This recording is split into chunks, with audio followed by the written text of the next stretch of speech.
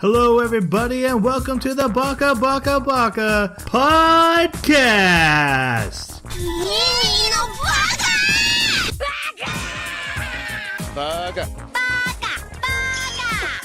Baka. It's amazing how every time you open your mouth, you prove you're an idiot. Hello, everybody, and welcome to, I guess it's a minisode of Baka. How dare you? I am tired. Guys, thank you for listening. I guess we'll talk to you next week. I think we're watching. Did we do the show yet? We're done. Troy, wait. Minisode, remember? Oh, right. And we're talking about Konosuba. Yeah! Which is... Okay, so we are normally a podcast that talks about an anime, but every other week we do a minisode, and this time we're talking about an anime. But no spoilers, hopefully. Guys, don't spoil it. To help me talk about the anime Konosuba without spoilers, first off, we have the goddess to my water, Jeremy. She's awesome. Love that character. Love all the characters. So how's it going? I'm good. How are you? I'm doing good. I got Darkest Dungeon. Yeah. And that game is awesome. I was wondering how you liked it, because like the concept seems interesting to me, but it almost just feels like torture. It is. Yeah, it's supposed to be. Yeah. I mean, you literally are supposed to lose these people. Right. That's why so many more keep coming on the bandwagon. But you're liking it. I am. I'm liking it. I mean, I've always liked the Cthulhu theme. That's cool. Yeah. It's really fun. But I love having some consequence to my decisions. And roguelikes, of course, are fantastic for that.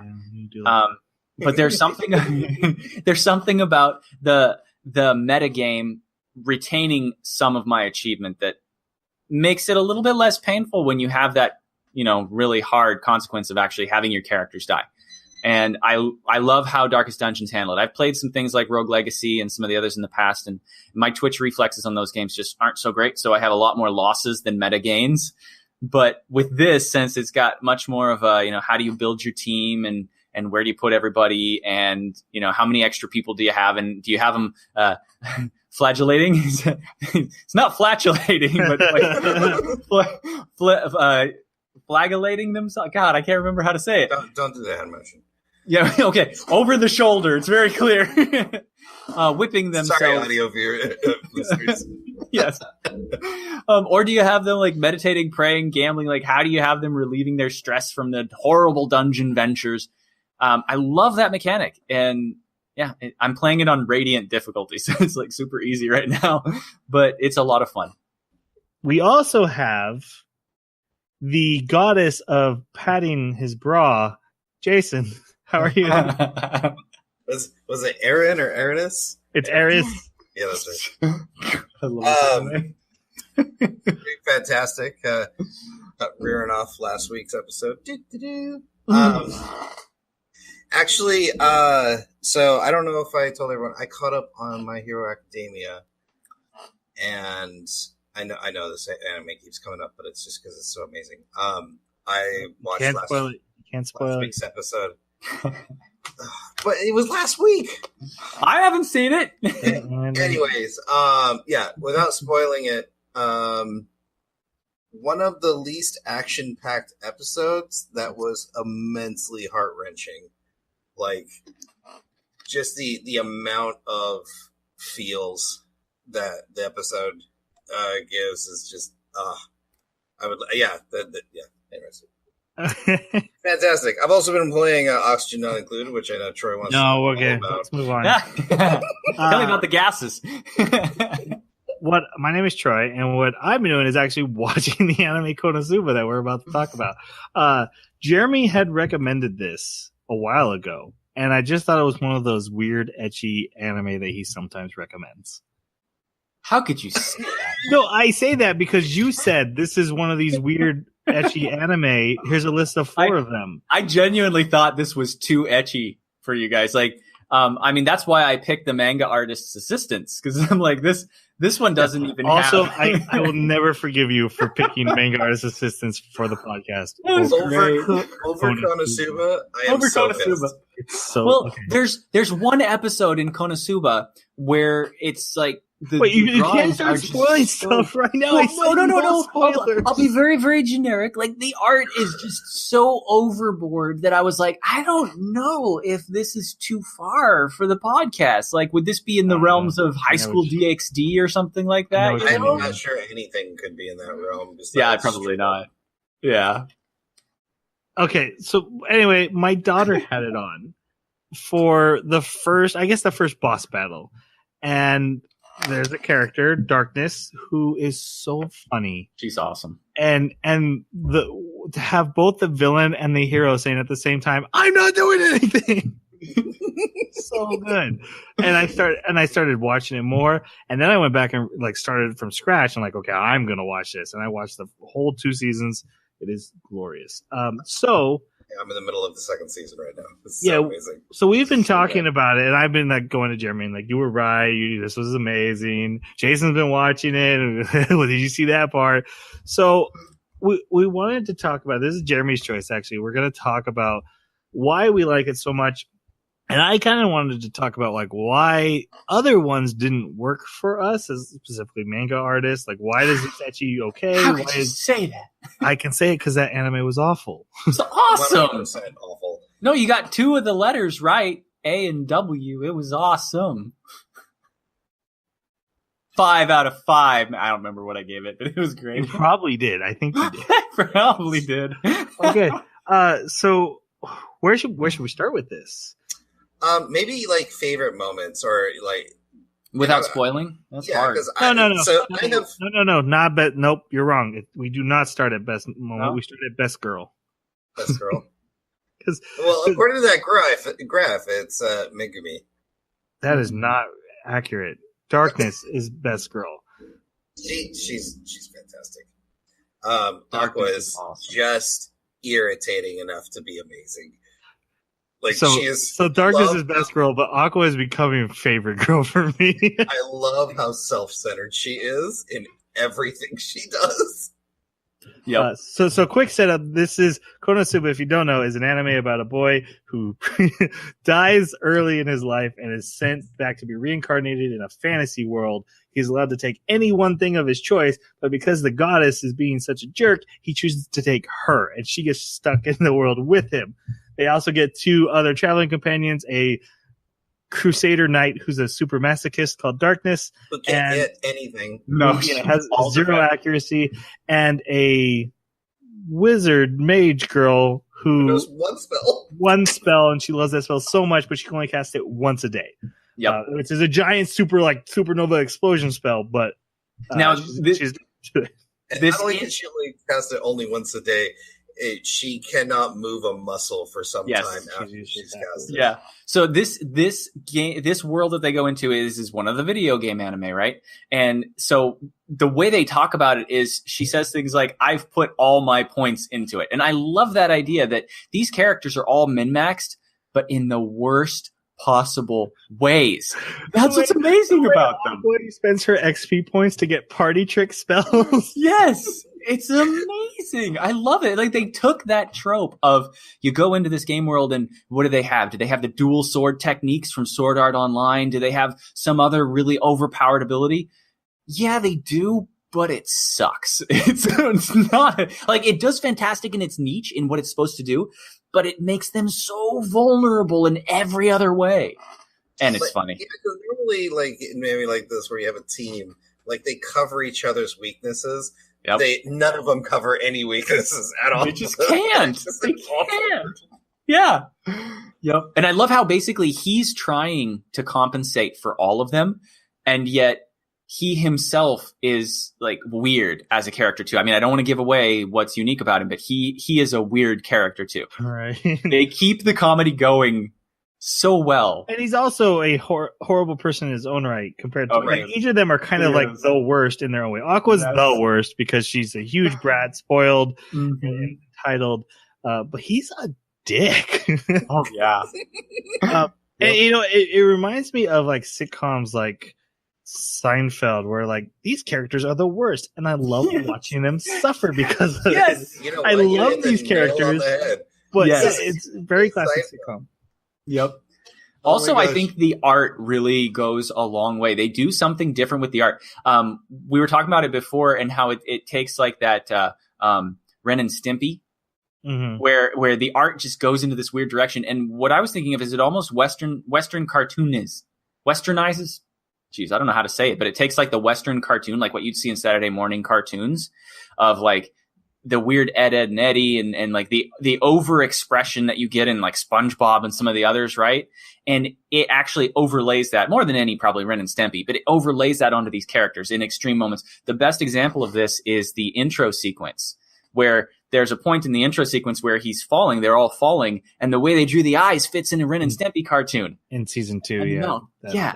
That whole intro is amazing, by the way. Oh, yeah. When they're running away, they're running to go down their quest from the town.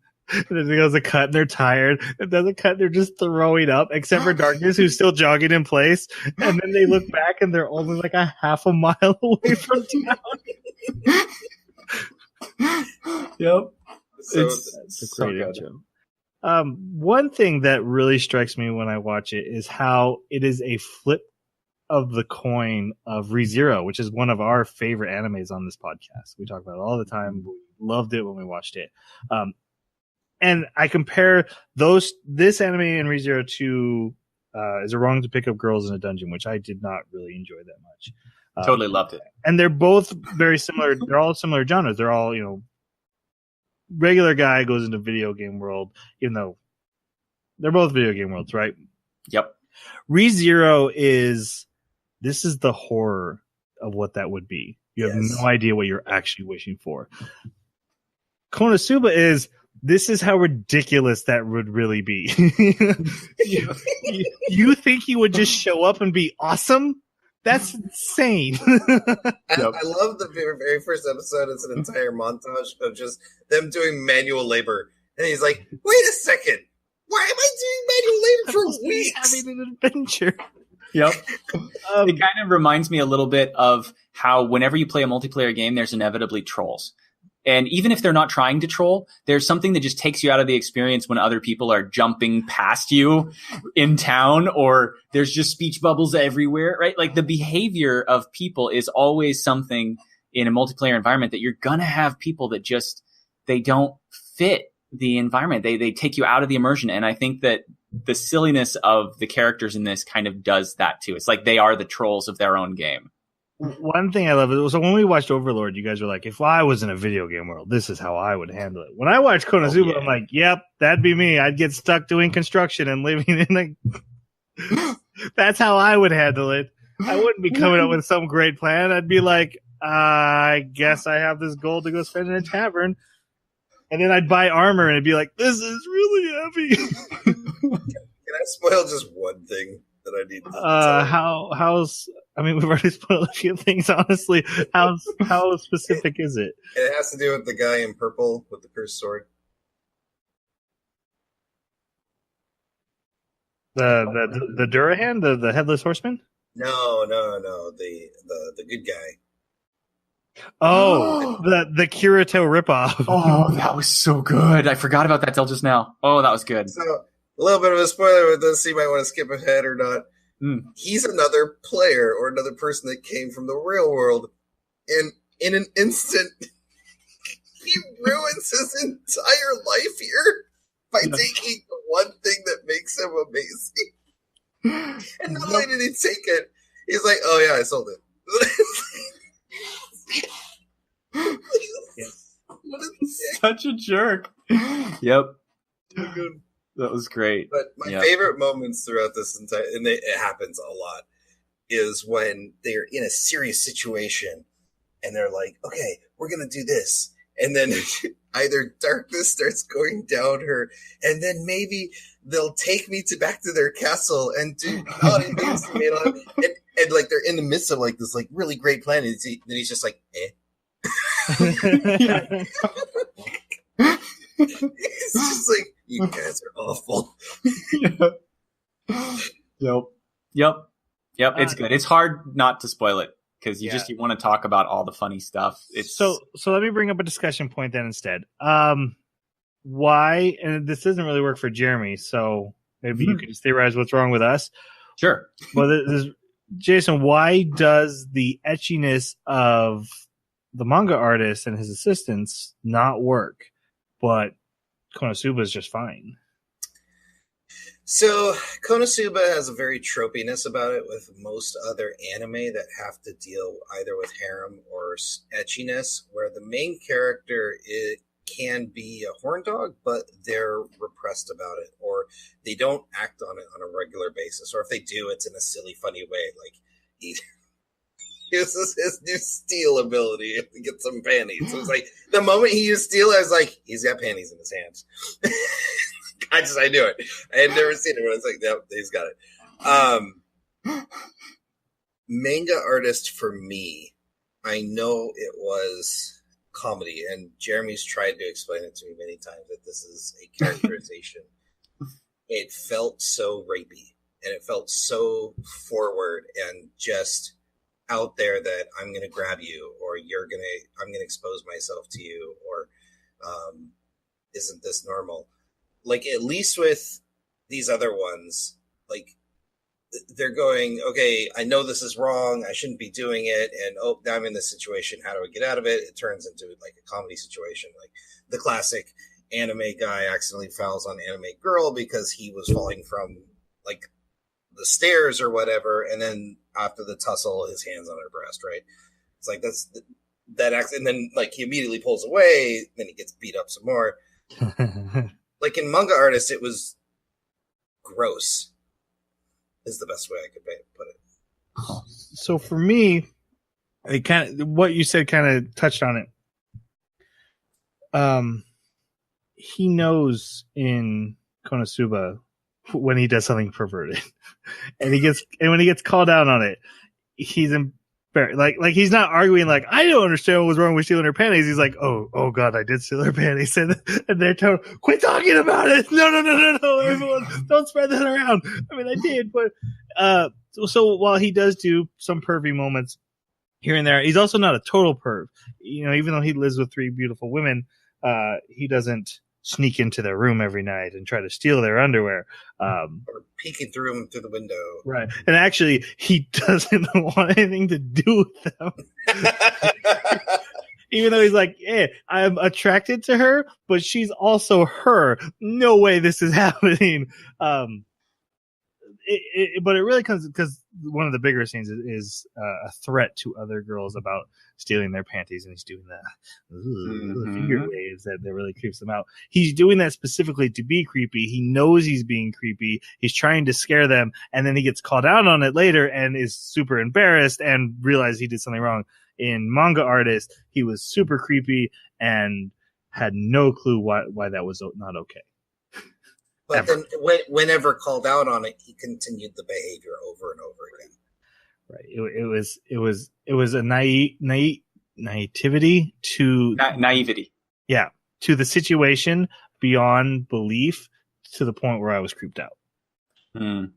See, I have to touch on it just a little bit. Absolutely, I want you to. That's what she said. That's exactly where my mind went.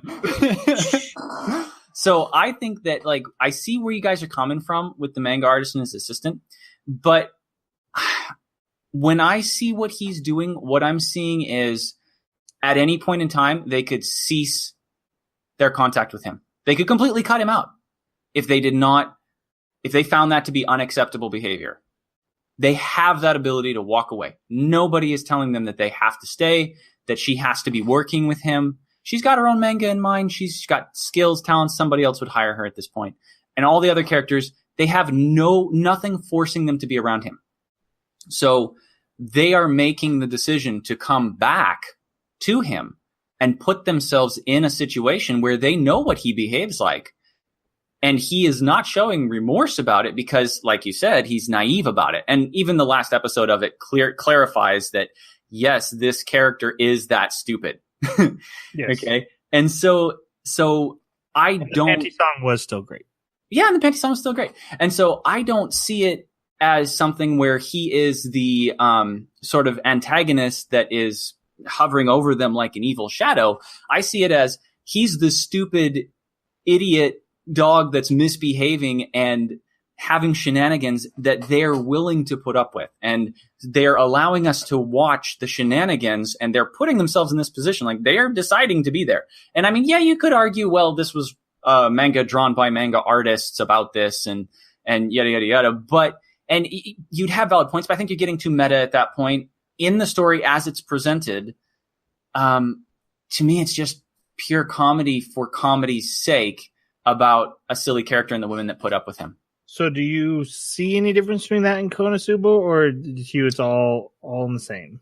The difference I see is that in Konosuba, all of the characters don't like each other, or at least they're unlikable in enough of a way. In Manga Artist Assistants, mostly the girls didn't have negative quirks. Like, maybe one of them had a little bit of a masochistic or sadistic quirk. But for the most part, they were just ordinary ladies going about their day-to-day activities. And so I can see how having one character that really stands out as being the one with the creepy quirk makes him the black sheep of the community. Whereas, like I said, in this, everybody's weird. Everybody's off-putting in their own way, and that's part of the joke. And so I can see how there'd be I can see how it's a different sense of the dynamics of the character interactions. I can totally see that. Okay. All right. So I have a theory, having watched Konosuba. Saying the theory will not spoil anything because it has not been confirmed and probably is 100% wrong. The Mohawk guy that always randomly shows up in every situation, who is not even a warrior, we find out, I think he's the Demon King.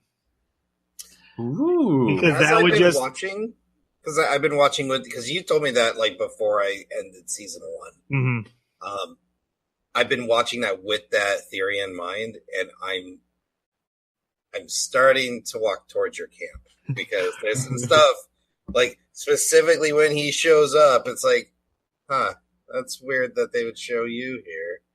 Also, though, the way they treat defeated foes, specifically, so good. 1 or 2. Like, they're like, hey, we were enemies. Look, I'm not trying to kill anybody now. All right. Well, I don't want to fight you again. So and I could just totally see him being like, oh, by the way, I was the Demon King the whole time. Yep. Actually, that would probably pay off so well as a joke. It being him be like, yeah, I'm Demon King. I didn't think anyone would find me in the starter adventurer town. Right? I want to be left alone and live a decent life. He's an artisan. Why is he in the adventurer's hall? Why does he follow them around and make comments on their armor and stuff? I mean, he is one of the first people they meet. And what does he say? Welcome to the gates of hell. Yeah. Oh my God, you're right. That's true. He does say that. But he's not an adventurer. Why would he say that? That is good. There should be. I actually don't think Konosuba is too ecchi. Aqua's possible lack of underpants is a little odd sometimes. Yeah. With her positioning. That was a weird one. I was always wondering, whoa, wait, what? And she's drawn to make you always wonder too. Yeah. You never will know. Episode 11 of the first season is one of the most ecchi things I've ever seen. And I think my daughter said she's like, I skipped that one. And that was when I got the Demon King theory, because the Mohawk guy has an appearance in it. And I was worried about Jason because he watches a lot of anime on the bus. Yeah. And it's literally a tiny washcloth away from porn. So Be careful who you watch that episode around. Otherwise, I think most of it's pretty funny. Actually, that entire bath scene was hilarious. It was very funny. Yeah, it was good. So my wife, who doesn't usually watch a ton of anime, she's watched some of the big hitters with me, like Fullmetal Alchemist and stuff, but she doesn't get as much time. She kind of came in and was like, what are you watching? And I was explaining to her. She's like, that doesn't sound that silly. And you know what? On paper, Konosuba doesn't sound all that great. But then a certain character died, and a certain character came back, and a certain character had "Here Lies Excalibur" written in a certain spot. And she laughed so hard. I was like, see? Anyway, Yep. so if I die and have something written there, that probably was. You're gonna know what inspired it. I'll have to say, if you enjoyed Seinfeld, you will thoroughly enjoy this show. Yeah. One more thing I want to comment before we go. Darkness is one of the most refreshing female characters of all times because she has a major kink. She will tell anyone about it. And she has, I mean, everyone is repulsed by it. Like, even the bad guys. Yes. It's awesome. But she doesn't feel bad about it, and she shouldn't. Like, hey, whatever makes you happy, girl. And I love the fact that she's open about what she likes. I find it so funny and endearing about her. If she was like secretly a masochist, it wouldn't be as funny. But the fact that she's out there like, they're gonna ram me. So excited about it. Yep. Or like the first time she asks to be a part of their party and he's like, no. She's like, oh my God. Or when she's fighting the Dillahan and like she's like, he's taking my pure armor buff one by one. He's like, I'm not doing that. I'm not even touching you. Darkness is best girl. Yes. Darkness is awesome. Yeah. And Aqua is favorite. Mm-hmm. Poor Megumin. Like, I actually really enjoy that character, but that's a tough act to follow, those two. Yeah. The haunted house episode. Oh, that was probably Megumi's best, but that's my favorite episode. Yes. That was so funny. I would agree with that. All right, we're going to wrap it up there. We highly recommend you watch Konosuba probably before you listen to this. Yeah, we should put that in the spoiler warning at the beginning of this. Yeah, we're gonna have to put some light spoiler warnings. But we hope you enjoyed listeners. We'd love to hear what you liked about Konosuba and any recommendations of similar anime that you think we would enjoy. That'd be really cool. Other than that, we're watching Violet Evergarden. And we will let you know what we thought about that next week. And if you want to reach us, you can get us on our Twitter at Baka Podcast, email the animebakaclub@gmail.com, or leave a comment wherever you found this episode. And we will get back to you. Thank you so much for listening. Let's say goodbye. Yes, thank you for listening. See you later. Aqua! Darkness! Sayonara.